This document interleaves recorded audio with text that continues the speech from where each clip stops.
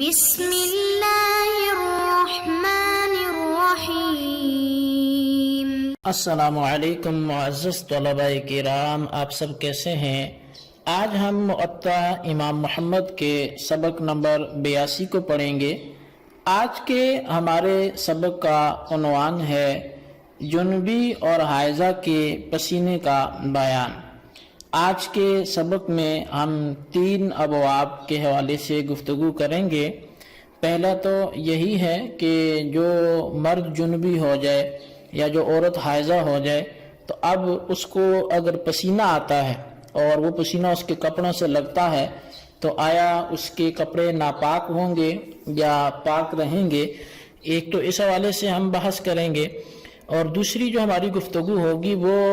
باب بدء امر القبلۃ وما نسخ من قبلۃ بیت المقدس کے حوالے سے ہوگی کہ کعبہ کی جو قبلیت کی ابتدا ہے اور بیت المقدس کی منسوخیت کی جو روداد ہے اس کے حوالے سے گفتگو ہوگی۔ اور تیسرے نمبر پر باب الرجل یصلی بالقوم وهو جنب او علی غیر وضوء، کہ کوئی ایسا شخص جو جنبی یا بے وضو ہو تو اس کی امامت کے حوالے سے جو احکام ہیں وہ بھی ہم بیان کریں گے۔ تو بہرحال یہ 3 ابواب کو بالترتیب ہم آغاز کرتے ہیں جی پہلے باب سے۔ تو مصنف علیہ رحمہ یعنی امام محمد رحمۃ اللہ علیہ لکھتے ہیں کہ اخبرنا مالک، بلکہ باب الجنوب والحائض یعرقان فی ثوب، کہ یہ باب ہے جنبی اور حائضہ کے بارے میں کہ جو کپڑے میں پسینہ انہیں آتا ہے۔ تو اخبرنا مالک حدثنا نافع عن ابن عمر انه كان يعرق في الثوب وهو جنب ثم يصلي فيه۔ امام محمد فرماتے ہیں کہ ہمیں امام مالک نے حضرت نافع سے خبر دی کہ حضرت عبداللہ بن عمر رضی اللہ عنہما کا حالت جنابت میں پسینہ کپڑے کو لگ جاتا تھا، پھر آپ اسی کپڑے میں نماز بھی پڑھتے تھے۔ قال محمد وبهذا نأخذ لا بأس به ما لم يصب الثوب من المنی شيء وهو قول ابی حنیفہ رحمۃ اللہ علیہ۔ امام محمد فرماتے ہیں کہ ہم بھی اسی پر عمل کرتے ہیں، جب تک کپڑے کے ساتھ منی نہ لگے صرف پسینہ لگنے میں کوئی حرج نہیں ہے، اور یہی قول امام اعظم امام ابو حنیفہ رحمۃ اللہ علیہ کا بھی ہے۔ اچھا، اب جنابت اور حیض یہ دونوں سے جسم کا نجس ہونا جو ہوتا ہے یا ناپاک ہونا، تو یہ حقیقتاً جسم ناپاک نہیں ہوتا کہ اس جسم سے اب دوسرا جسم مس ہو تو وہ بھی ناپاک ہو جائے، بلکہ یہ حکمی نجاست ہوتی ہے۔ حقیقتاً جسم پر اس کی کوئی نجاست وہ نہیں ہوتی۔ اس لیے ایسی حالت میں کسی کپڑے پر پسینہ لگ جانا، پانی میں ہاتھ ڈالنا، روٹی پکانا وغیرہ یہ کام کرنے سے دیگر اشیاء وہ ناپاک نہیں ہوں گی۔ تو کیونکہ جسم پر ظاہری نجاست جو ہو حقیقی نجاست تو وہ دوسری چیز سے لگے گی تو اس کو ناپاک کرے گی، لیکن جہاں نجاست حکمی ہو اور ظاہراً نہ ہو تو پھر وہ اگر دوسری چیز سے مس بھی ہوتی ہے تو اس کو دوسری کو ناپاک نہیں کرے گی۔ اچھا، اسی کی تائید میں بہت سی احادیث وہ موجود ہیں۔ صحیح مسلم شریف میں سیدہ عائشہ صدیقہ رضی اللہ تعالیٰ عنہ کا حالت حیض میں اپنا جو پینے سے بچا ہوا پانی وہ نبی علیہ السلام کو دینا اور آپ صلی اللہ علیہ وسلم کا اسے نوش فرما لینا، وہ ثابت ہے، اور وہ اسی قبیل سے ہے کہ حائضہ عورت کا جھوٹا پانی یا اس کا آت کسی پانی میں بھی لگ جائے تو وہ حکمی نجاست کی وجہ سے پانی کو حقیقی طور پہ ناپاک نہیں کہا جائے گا۔ ایک مرتبہ وہ کھانا بھی اس طرح ہوا کہ بقیہ نبی علیہ السلام کو دے دیا اور آپ کو اسے تناول فرما لینا، وہ بھی پھر اسی طرف ہمیں رہنمائی کرتا ہے۔ اسی طرح ایک مرتبہ مسجد نبوی سے حضرت عائشہ صدیقہ رضی اللہ تعالیٰ عنہ نے حضور علیہ السلام کے ارشاد پر ہاتھ بڑھا کر مصلی پکڑا اور آپ کو دے دیا، تو یہ بھی اسی قبیل سے ہے۔ حضرت حمزہ رضی اللہ تعالیٰ عنہ نے ایک مرتبہ اپنی ہمشیرہ سے دریافت کیا کہ کیا نبی علیہ الصلوۃ والسلام وہ کپڑے کہ جن میں آپ نے مباشرت فرمائی ہوتی ہے پہن کر نماز ادا فرما لیے کرتے تھے؟ تو کہنے لگے ہاں۔ تو خلاصہ یہ کہ جب تک منی وغیرہ سے کپڑے آلودہ نہ ہوں، وہ ظاہری نجاست نہ لگی ہو، تو کپڑے تو پاک ہی رہیں گے۔ تو یا جسم کے جس حصے پر ظاہری نجاست نہیں لگی تو وہ جسم کا حصہ بھی اگر پانی میں لگتا ہے تو پانی کو ناپاک نہیں کرے گا۔ تو یہ ہمارا پہلا باب وہ مکمل ہوا۔ اب ہم دوسرے باب کی طرف بڑھتے ہیں۔ باب بدء امر القبلۃ وما نسخ من قبلۃ بیت المقدس۔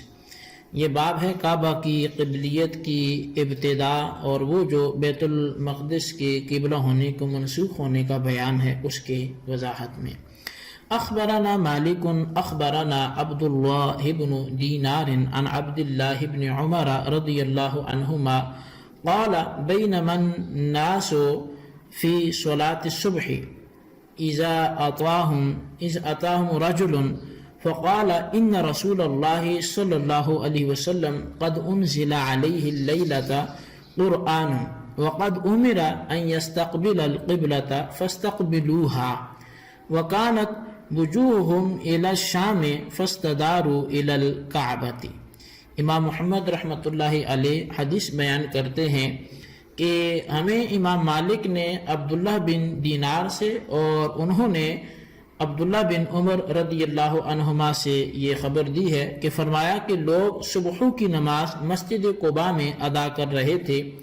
کہ ایک آدمی آیا اور اس نے کہا کہ رسول اللہ صلی اللہ علیہ وسلم پر آج رات قرآن کریم اترا اور آپ کو قبلے کی طرف منہ کرنے کا حکم دیا گیا، لہٰذا تم بھی اپنا رخ جو ہے وہ کعبے کی طرف قبلے کی طرف کر لو۔ اس وقت ان نمازیوں کے منہ شام کی طرف تھے تو سنتے ہی وہ قبلہ رخ ہو گئے۔ قال محمد وبہذا نأخذ فی من اخطأ القبلة حتى صلى ركعة أو ركعتين ثم علم أنه يصلي إلى غير القبلة فلينحرف إلى القبلة فيصلي ما بقي ويعتد بما مضى وهو قول أبي حنيفة رحمة الله عليه۔ امام محمد فرماتے ہیں کہ ہم یہی مسلک رکھتے ہیں اس شخص کے بارے میں جو قبلے کو بھول گیا، یہاں تک کہ اس نے ایک یا دو رکعت بھی پڑھ لی، پھر اسے پتہ چلا کہ اس نے اب تک کی نماز وہ غیر قبلہ کی طرف منہ کر کے پڑھی ہے، تو پتہ چلتی ہی وہ قبلہ رخ ہو جائے اور بقیہ نماز ادا کرے، اور جو پڑھ چکا وہ بھی ہو گئی۔ اور یہی امام اعظم امام ابو حنیفہ رحمۃ اللہ علیہ کا قول ہے۔ نبی علیہ الصلوۃ والسلام نے مدینہ منورہ ہجرت فرمائی تو وہاں 1 سال 5.5 ماہ تک تقریباً بیت المقدس کی طرف منہ کر کے نماز ادا فرماتے رہے، لیکن آرزو یہ تھی کہ اللہ تعالیٰ وہی پہلا قبلہ جو دادا ابراہیم علیہ السلام کا تھا ہمارے لیے بھی وہی مقرر فرما دے۔ چنانچہ مسجد بنی سلمہ جسے بعد میں مسجد قبلتین کہا گیا اور آج بھی وہ اسی نام سے مشہور ہے، تو آپ وہاں پر ظہر کی نماز ادا فرما رہے تھے اور وحی کے انتظار میں آپ آسمان کی طرف وہ بار بار دیکھ رہے تھے۔ تو اسی دوران جبریل امین تحویل قبلہ کی آیات لے کر آئے تو قد نرى تقلب وجهك في السماء فلنولينك قبلة ترضاها، یہ آیات آپ نے سنائی تو آپ نے فوراً اپنا رخ جو ہے وہ فول وجهك شطر المسجد الحرام، تو آپ نے اپنا رخ بیت المقدس سے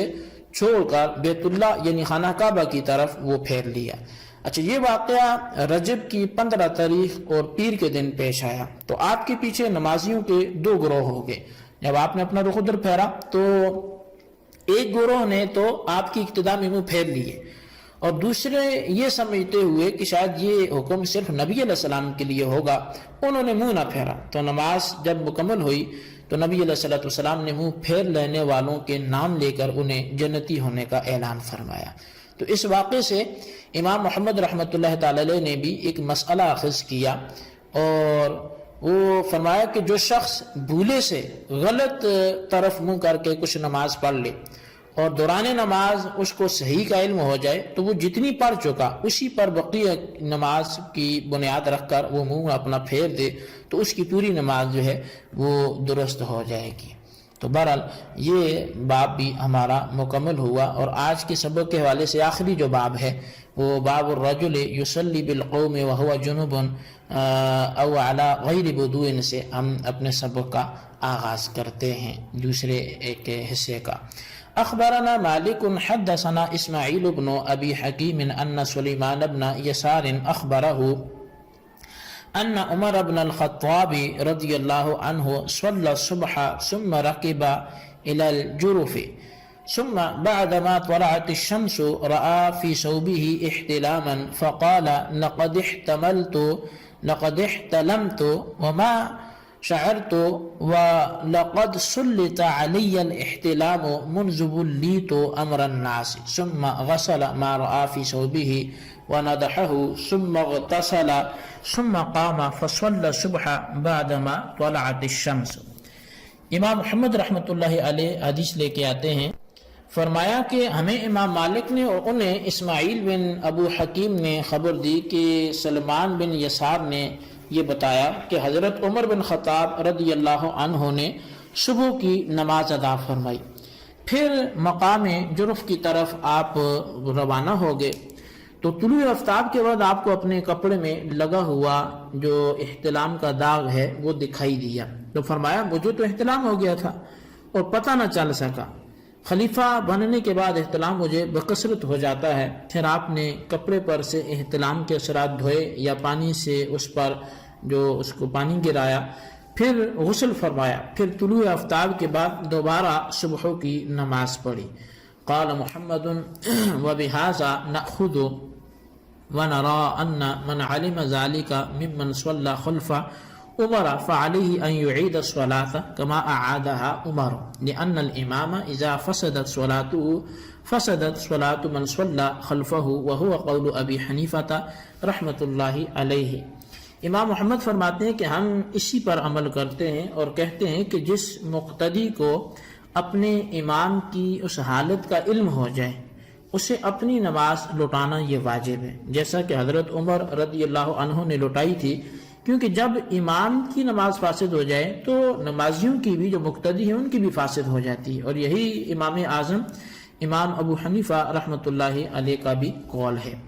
اچھا، اب اس واقعے سے یہ مسئلہ معلوم ہوتا ہے کہ امام کے جنبی ہونے اور بے وضو ہونے کی صورت میں بھول کر نماز پر ہاتھ دینے سے نماز نہیں ہوتی۔ جب یاد آ جائے تو خود بھی لوٹائے اور وہ نمازی بھی لوٹائیں جنہوں نے ایسی حالت میں اس امام کے پیچھے نماز پڑھی تھی۔ لیکن امام مالک اور امام شافعی رحمۃ اللہ تعالی علیہما اس صورت میں مقتدیوں کو نماز کے اعادے کا حکم نہیں دیتے۔ احناف دونوں کے اعادے کا حکم دیتے ہیں، کیونکہ مقتدیوں کی نماز کا تو دار و مدار ہی امام کی نماز پر ہوتا ہے، تو جب امام کی نماز فاسد ہو گئی تو مقتدیوں کی تو بدرجہ اولا فاسد ہوگی۔ اور اس کی جو تائید ہے وہ مصنف عبد الرزاق میں جو ہے وہ اس طرح سے موجود ہے۔ نبی علیہ الصلوۃ والسلام کی حدیث پاک ہے کہ انما جعل الامام لیؤتم بہ، کہ امام تو ہوتا ہی اس لیے ہے کہ اس کی اقتداء کی جائے، اور قراءۃ الامام قراءۃ لہ کی حدیث بھی ہے کہ امام کی قراءت مقتدی کی قراءت ہے۔ تو پھر اسی طرح الامام ضامن لصلاۃ القوم، کہ امام جو ہے وہ قوم کی نماز کا وہ ضامن ہوتا ہے۔ تو ان احادیث مقدسہ کی روشنی میں امام اور مقتدی کا جو باہمی تعلق ہے وہ بڑا گہرا معلوم ہوتا ہے، جس سے امام کی نماز کا فساد اور بطلان یہ مقتدی کی نماز پر بھی اثر انداز ہوگا۔ اسی علت کی بنا پر احناف نے اس مذکورہ مسئلے میں مقتدیوں کو بھی نماز لوٹانے کا کہا ہے، اور شارحین کرام نے یہاں اور بھی بہت سے مسائل کا ذکر جو ہے وہ کیا ہے کہ مثلا احتلام ہوا اور یاد نہ رہا، یا کپڑوں پر احتلام کے اثرات دیکھے لیکن احتلام ہونا تو یاد ہے لیکن اس کے اثرات کہیں نہیں ملتے، وغیرہ وغیرہ۔ تو ان کی جو تفصیل ظاہر ہے وہ کتب فقہ کی طرف پھر رجوع کرنا پڑے گا، یہاں کے لیے اتنا ہی کافی ہے۔ تو آج کے سبق کو اچھی طرح سمجھیں، اس کے خلاصے کو اپنے رجسٹر پر لکھیں،